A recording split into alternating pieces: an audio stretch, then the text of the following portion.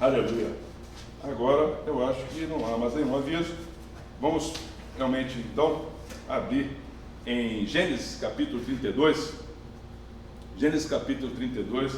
E eu quero compartilhar com você uma breve palavra, uma palavra muito curta mesmo. Eu espero em Deus que seja muito curta, para que nós possamos abrir um entendimento sobre algumas coisas. Amém? Gênesis capítulo 32, do versículo 1 e o versículo 2. Então vamos orar primeiro, pedir a Deus realmente a bênção do Senhor, que o Senhor venha ministrar sobre as nossas vidas, em nome de Jesus. Pai, nós colocamos esta palavra, apresentamos esta palavra diante de Ti, e que o Senhor possa falar a cada um de nós, Pai. Não só o pregador que fala, não só, Deus, aquele que possa estar na sua casa, no sofá, onde estiver ouvindo, Senhor, mas todos nós possamos realmente, ó Deus, ser visitados pelo Senhor nesta noite, em que a Tua voz ecoe, em que a Tua voz realmente toque realmente os nossos corações, em que Teu Espírito, ó Deus, se inquiete, ó Deus, e se expanda em nossas vidas, em que aquilo que há em nós, ó Deus, que tem reprimido, que tem restringido, Senhor, o fluir do Espírito, que caia por terra hoje, em nome de Jesus, e que nós possamos realmente ser transformados, renovados, libertos, Senhor. Nós possamos realmente ser, ó Deus, tocados por Ti, ó Deus, e o Teu Espírito venha fazer-se se transbordar nas nossas vidas, ó Pai. Anima, Senhor. Não deixe que a chama do Teu Espírito se apague, Senhor. Que essa chama venha a ser aquecida hoje, possa crescer, queimar, arder no nosso peito, Deus, para a glória do Teu nome, em santidade, em retidão, em amor, em misericórdia, Deus, em sabedoria, ó Pai, em temor a Ti, possamos prosseguir, ó Pai, fazendo a Tua obra e a Tua vontade acima de tudo, porque importa que seja feita a Tua vontade, Senhor, como disse Jesus na cruz. A Tua vontade seja feita, ó Pai, não a minha, não a nossa, mas a Tua vontade, ó Pai. Então, em nome de Jesus, Pai, vem manifestar o Teu Espírito, e que a boa, agradável e perfeita vontade do Senhor seja uma realidade nas nossas vidas, e o Senhor seja glorificado e exaltado através de cada um, em nome de Jesus. Amém e amém. Amém? Aleluia. Gênesis capítulo 32, ele fala o seguinte, versículo 1 e versículo 2. Também Jacó seguiu o seu caminho, e anjos de Deus lhe saíram a encontrá-lo. Quando os viu, disse: este é o acampamento de Deus, e chamou aquele lugar Manaim. Aleluia. Manaim. Manaim, que quer dizer dois campos, acampamento duplo, né? Por que esse versículo, eu trouxe esse versículo hoje e falar sobre esse versículo? Esse versículo realmente essa passagem bíblica é algo que se coloca no momento em que Jacó começa a se consertar com Deus. Você lembra da história de Jacó, de Esaú, da bênção, da bênção que Isaac, seu pai, deu a Isaac? Jacó, né, conseguiu a primogenitura através de um prato de lentilha. Essa história é conhecida. Se você não conhece, você poderá lê-la mais atrás um pouco, né? Ali quando os dois nascem, Rebeca tem os filhos, enfim, você vai poder aprender e conhecer melhor essa história. E Jacó, por conta disso, de ter usurpado, né, a primogenitura que era de Esaú, que nasceu primeiro, Jacó vem no calcanhar agarrado, Esaú começou a perseguir a Jacó, porque a bênção que deveria ser de Esaú como primogenitura, ele foi orientado para sua mãe para se fazer de Esaú, e Jacó, Isaac, quando foi abençoado, não tinha uma visão muito boa, já era carente, né, muito fragilizado da visão, ao ponto de não conseguir discernir quem era um, quem era outro. Por conta disso, Jacó teve a bênção da primogenitura, e isso desencadeou um conflito entre os irmãos. E por conta disso, Esaú ficou realmente muito bravo odiou Jacó ao ponto de querer matar o irmão. E nesse momento Jacó sai e foge, é orientado por seu pai, vai para Padã-Arã, e aí nós vemos Jacó, né, passando por um processo em que não foi um processo fácil, em que ele teve que pagar, né, 14 anos por aquela que era a sua amada, Raquel, e ele, 14 anos, teve que trabalhar para o seu tio Labão, e fora as coisas que ele havia passado antes. E nesse momento aqui, pouco antes desse texto, há um concerto de Jacó com Labão. Jacó, anteriormente, lá no capítulo 28, Deus tinha dado um sonho a Jacó. A gente observa lá no capítulo 28, né, que Jacó teve um sonho. 28, a partir do versículo 10, diz a palavra: partiu Jacó de Berseba e seguiu para Harã. Tendo chegado a certo lugar, ali passou a noite, pois já era sol posto. Tomou uma das pedras do lugar, fê-la seu travesseiro e se deitou ali mesmo para dormir. E sonhou: eis posta na terra uma escada cujo topo atingia o céu, e os anjos de Deus subiam e desciam por ela. Perto dele estava o Senhor e lhe disse: eu sou o Senhor, Deus de Abraão, teu pai, e Deus de Isaque. A terra em que agora estás deitado, eu te darei, a ti e a tua descendência. A tua descendência será como o pó da terra. Estender-te-ás para o ocidente, para o oriente, para o norte e para o sul.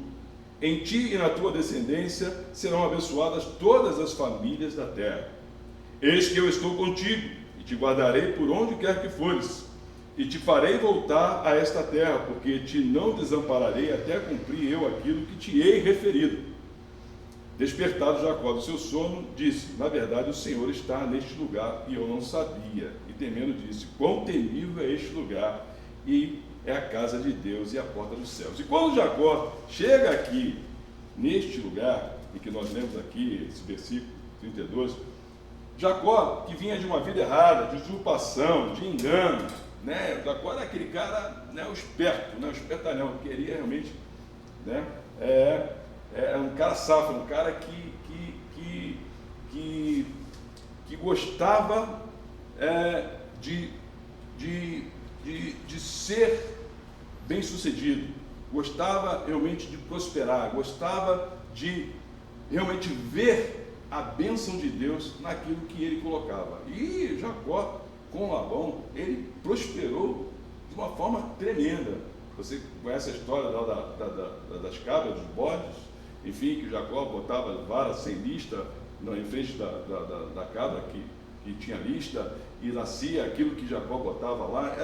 Jacó realmente foi usado por Deus de uma forma tremenda, e ele enriqueceu muito nesse período em que ele ficou junto a Labão, pagando, né, o dote por Raquel durante 7 anos, e Labão passou a perna dele, né, e ele não teve Raquel nesses 7 anos, teve que ficar mais 7 anos, e Jacó ali cumpriu os seus 7 anos. E nesse momento em que Jacó se encontra aqui, ele está prestes a se encontrar com seu irmão Esaú. E Jacó, ele precisava realmente de algo além, que não era as riquezas de tudo aquilo que ele tinha possuído e conquistado pelo seu esforço, pelo seu trabalho, por sua dedicação, que persuadiriam o seu irmão de não o confrontar, mas o confrontar não numa situação em que os irmãos se gostam, se amam, porque havia essa pendência da primogenitura, e Jacó, né, tinha que o irmão dele, quando visse, ia destruir não só ele, mas tudo que tivesse com ele ia ser destruído. E Jacó, nesse momento, ele começa a passar por um vale, por um momento em que não dava mais para seguir do jeito como as coisas eram antes, ou como vinham acontecendo. Na verdade, Jacó estava se dando conta que precisava haver um conserto. Por que eu falo isso? Porque nós estamos vivendo vivemos um momento antes da pandemia, estamos vivendo um momento como igreja na pandemia e temos a expectativa do momento pós-pandemia. Eu acho que a gente poderia tirar muitas lições analisando esses quadros separadamente, como era antes, como está sendo agora na pandemia e como nós imaginamos que deva ser adiante. E nós poderíamos aqui citar N coisas, destacar vários pontos que nos chamariam a atenção e que nós deveríamos estar espertos, atentos, para que não aconteçam coisas que aconteciam, coisas que nós tínhamos visão, entendimento, de coisas como era antes, como era a igreja antes, e que não podem se repetir lá na frente, e que nesse miolo em que nós estamos passando, ou seja, de uma margem para outra, nós estamos passando pelo rio, e nesse momento em que nós iremos passar pelo rio, nós temos que passar para chegar a outra margem, realmente com a bênção de Deus. Nós não podemos chegar do outro lado de qualquer maneira. E as coisas que eram erradas, que aconteciam antes, e numa reflexão que nós entendemos pelo Espírito Santo, e que Deus possa te dar esse olhar, possa te dar esse entendimento, essa sabedoria, para você compreender e enxergar, poxa, aquilo que acontecia antes, que era assim, que não pode se repetir. E realmente ninguém quer repetir os erros, ninguém quer continuar errando, ninguém quer seguir pós-pandemia com as mesmas coisas que nos maltrataram, que nos limitaram, que nos impediam, que nos sufocaram, que criaram uma série de situações ruins, desagradáveis, nós podemos dizer assim, e que nós precisamos realmente entrar para esse tempo realmente totalmente consertado. E é isso exatamente que eu quero chamar a atenção, desse conserto que Jacó teve com Deus, antes de se aproximar do seu irmão, esse conserto que Jacó entendeu que era necessário antes de ter um encontro com o seu irmão, porque não podemos partir para algo novo e algo de Deus, a promessa que Deus fez para você, a promessa que Deus tem para mim, a promessa que Deus tem para a tua igreja, para a nossa igreja, para o ministério, para a igreja do Brasil, se nós não nos consertarmos, se nós não nos reciclarmos, se nós não nos repensarmos, se nós não olharmos para essas coisas com um olhar de Deus, entendemos que essas coisas não pertencem mais nem a ti, nem a mim, nem à igreja, porque são coisas que não trouxeram resultado, que foram ruins. Na avaliação que você possa ver, e dependendo da situação, você possa enxergar realmente isso aí não pode continuar. Eu não posso continuar da mesma forma que eu era antes, nem você e nem ninguém. Eu creio que esse momento que nós estamos vivendo, nesse período de passagem, vamos dizer assim, do rio, Deus está trabalhando a nossa vida. E há coisas que nós não podemos reter. Como eu falei aqui, nós podemos destacar vários itens, mas uma coisa que a gente não pode reter é ressentimento, é mágoa, é não liberar perdão, porque essa coisa, quando nós retemos, só fazem mal a nós mesmos. E é uma ideia totalmente equivocada, que aquele que vai e se coloca para pedir perdão, normalmente as pessoas olham, esse aí que está pedindo perdão é o mais fraco, é o errado. E não é verdade. Não é verdade. Nem sempre é assim. Na maioria das vezes não é assim. Eu acho que aquele que muitas vezes é despertado pelo Espírito Santo a pedir perdão e reconhece que tem que pedir perdão, é digno de louvor, é digno de honra, é digno realmente de ser exaltado, porque muitas vezes pedir perdão a alguém é difícil você reconhecer o seu erro, é difícil você, reconhecendo o seu erro, pedir perdão por uma palavra que foi colocada fora de hora, por uma situação que você inconscientemente falou, enfim, enfim, por uma atitude, por uma brincadeira, e que tem pessoas que guardam e ficam ressentidas, e ficam guardando aquilo, e isso só vai deteriorando o relacionamento. E nós queremos realmente passar por esse rio, chegar a outra margem, totalmente transformado, num relacionamento perfeito, não só uns com os outros, mas principalmente com Deus, porque nós estamos sendo trabalhados, nós estamos sendo lapidados. Deus está falando.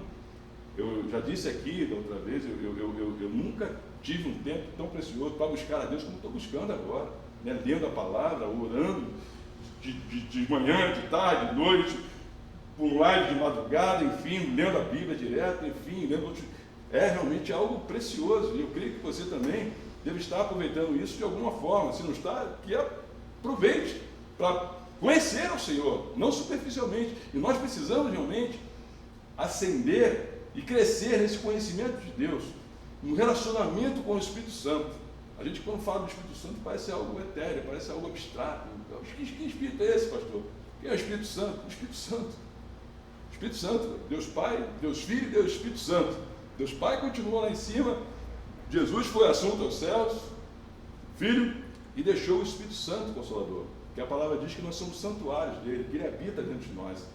Né? Você já passou por alguma situação que você, né, pode ter pisado mal e feito alguma coisa, que o Espírito Santo que habita em você, que é santo, não admite qualquer coisa que não seja dentro dos padrões da palavra de Deus. E a palavra de Deus é poderosa, a palavra de Deus é eficaz, a palavra de Deus nos confronta, a palavra de Deus nos leva realmente a um arrependimento. E eu peço a Deus que essa palavra realmente produza um arrependimento na tua vida, né, como tem produzido na minha vida, e tudo que precisa te sair e ser jogado fora, lançado fora, que seja lançado fora das nossas vidas.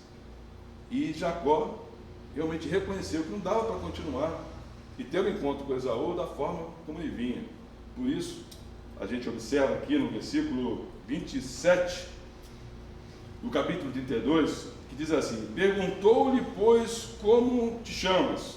Aquele que lutava como Jacó. Aqui nós temos uma teofania, né? Uma manifestação de Deus, né? Uma teofania. É um homem que lutava com Jacó, um homem como a pessoa de Deus, né? Lutando com Jacó nesse momento. E perguntou: como te chamas? E ele respondeu: Jacó. E aí no versículo 28 diz assim: então disse: já não te chamarás Jacó, e sim Israel, pois como príncipe lutaste com Deus e com os homens e prevaleceste. Como príncipe lutaste com Deus e com os homens e prevaleceste. Olha só que coisa linda. Israel. Israel, o que significa Israel? Israel é aquele que luta com Deus, o homem que luta com Deus. Tem uma definição que eu achei muito linda, que é o homem que tem o poder de Deus. O homem que tem o poder de Deus. Isso é lindo. E Jacó, se a gente observar, quando o anjo fala para deixar ele, Jacó se remete a um sonho que ele teve lá, quando Jesus, não lembra aquele sonho lá no capítulo 28? E lá no versículo 25 diz assim: eis que estou contigo e te guardarei por onde quer que fores, e te farei voltar a esta terra, porque te não desampararei, até cumprir eu aquilo que te hei referido. E Jacó, quando o anjo pede lá para deixar ele, disse este: deixa-me ir, pois já rompeu o dia. E Jacó responde: não te deixarei ir, se me não abençoares.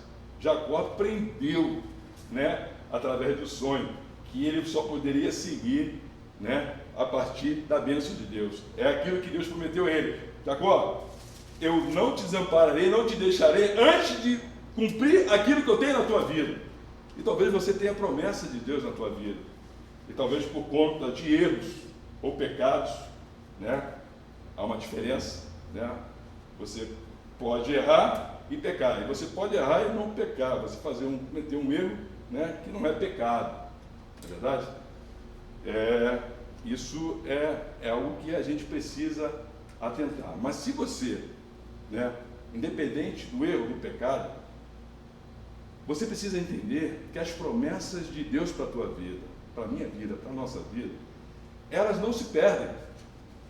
Deus não sofre de amnésia. Quando Deus prometeu para você, quando Deus prometeu para mim, quando Deus prometeu para a igreja, a promessa de Deus continua de pé, ela continua válida. Deus não se esqueceu das suas promessas. Aquilo que Deus prometeu, como Ele falou para Jacó, eu hei de cumprir, Jacó, na tua vida. E eu hei de cumprir na tua vida, diz o Senhor para você. Eu hei de cumprir na tua vida, Heitor, diz o Senhor para mim. Eu hei de cumprir na igreja, porque é a promessa de Deus. Mas nós não podemos seguir da mesma forma que vínhamos. Nós precisamos realmente melhorar. Nós precisamos melhorar esse relacionamento. Nós precisamos nos desembaraçar. Lá em Hebreus, há o texto em que nós nos encontramos justamente a palavra do Senhor falando sobre isso. Hebreus, no capítulo 12, no versículo 1 e 3, fala que nós prosseguimos. Vamos ler lá? Hebreus, desembaraçando de todo laço, de todo mal. Olha lá. Portanto também, capítulo 12 de Hebreus, versículo 1. Portanto também nós, visto que temos arrodeado tão grande nuvem de testemunho, desembaraçando-nos de todo peso e de todo pecado que tenazmente nos assedia, corramos com perseverança a carreira que nos está proposta, olhando firmemente para o autor e consumador da fé, Jesus, o qual, em troca da alegria que lhe estava proposta, suportou a cruz, não fazendo caso da ignomínia, e estando assentado à destra do trono de Deus, considerai, pois, atentamente aquele que suportou tamanha oposição dos pecadores contra si mesmo, para que não vos fatigueis, desmaiando em vossa alma. Quer dizer, Deus nos dá o escape, Deus nos embaraça da nossa vida. E eu quero realmente, nesta noite, que você tenha isso em mente. Que as promessas de Deus para você e para mim, para a igreja e para cada um, elas não deixaram de existir por conta do erro do pecado. O importante é nós confessarmos os nossos pecados. O importante é nós repararmos o nosso erro, né? Às vezes eu posso cometer o erro falando alguma coisa que eu nem me dou conta, né? Mas aquela palavra que eu disse pode ter causado e caído mal no coração do meu irmão. E eu não me toquei. Às vezes é uma brincadeira, né? Isso não é um pecado, foi um erro. Mas o Espírito Santo nos desperta sobre esse erro e nós temos que corrigir esse erro. E qual é a correção? É pedir perdão, é nos acertarmos com a pessoa. Diferente do pecado, em que nós sabemos que realmente vai contra os preceitos, a palavra de Deus. Não que o erro não vá também, claro, obviamente se o Espírito Santo me desperta para eu corrigir o meu erro, mas são coisas diferentes, tem pesos diferentes, mas são coisas que prejudicam, que levam a um caminho de distanciamento de Deus. Nós não queremos distanciar de Deus, nem por erro, nem por pecado. Nós queremos estar junto do Senhor. Nós queremos realmente fazer a vontade de Deus. Nós queremos realmente partir para esse tempo pós-pandemia, realmente cheio da plenitude do Espírito Santo, crendo que o avivamento, cada culto que nós tivermos juntos, vai ser um culto diferente, vai ser um culto maravilhoso, cheio da presença de Deus. Eu não posso ir com a mesma expectativa que eu ia antes. Se nós temos orado por avivamento, nós vimos o que nós passamos e temos visto o que Deus está fazendo, mover na igreja, em oração, em consagração, em busca de santidade. Isso é acaso? Isso está acontecendo por acaso? Ou você acha que a mão de Deus está aí, que Deus está operando aí? Que tudo isso que está acontecendo, né? Eu ouvi uma pergunta, uma vez um filósofo vai perguntando, o que as pessoas acham de sacar essa pandemia que está acontecendo? Isso é de Deus ou não é de Deus? Eu acho que é de Deus. Eu acho que é de Deus. E Deus tem um propósito nisso. E Deus está levando, né, alguns dos seus dessa pandemia, está recolhendo, mas Deus está usando esse momento para preparar a igreja, para preparar a tua vida, a minha vida, a nossa vida, para algo maravilhoso, extraordinário que está à frente de nós. E portanto nós não podemos caminhar como caminhamos. Jacó lutou com Deus. E o que aconteceu? Quando Jacó encontrou com Esaú, essa é uma das passagens mais lindas da Sagrada Escritura. Quer dizer, uma das mais lindas, que tem tantas passagens lindas, né? Eu me lembro de Ruth, me lembro de tantas outras, mas essa de Jacó realmente é de chorar, é de emocionar, porque diz que eles se encontraram, eles se abraçaram e choraram. Quer dizer, o ódio foi diluído, o ódio foi removido, aquele ódio que Esaú tinha contra o seu irmão, que quando encontrasse-o, ia realmente matar e destruir ele, aquele ódio cessou. Cessou, sabe por quê? Porque quando você se ajunta, quando você se aproxima de Deus, quando você se arrepende, quando se conserta com Deus, Deus move todas as coisas para que haja conserto contigo. Aquele que você pede perdão, que muitas vezes acham que aquele que está pedindo perdão é mais fraco, é a corda mais fraca, e nem sempre é, né? Na verdade, não é assim, né? Deus move o coração daquele a quem você está pedindo perdão para que ele libere o perdão e que haja esse encontro, que haja esse congraçamento, que haja essa unidade, que haja barreira e todas as vantagens que o diabo vinha ganhando, vinha levando sobre a tua vida. Às vezes dentro da família, né? É sogra, com genro, a minha sogra é uma maravilha, era realmente, né? No começo foi difícil, mas hoje eu me tenho como um filho. Não é o meu caso, né? Mas tem sogra com genro que é uma guerra, é uma dificuldade, não é?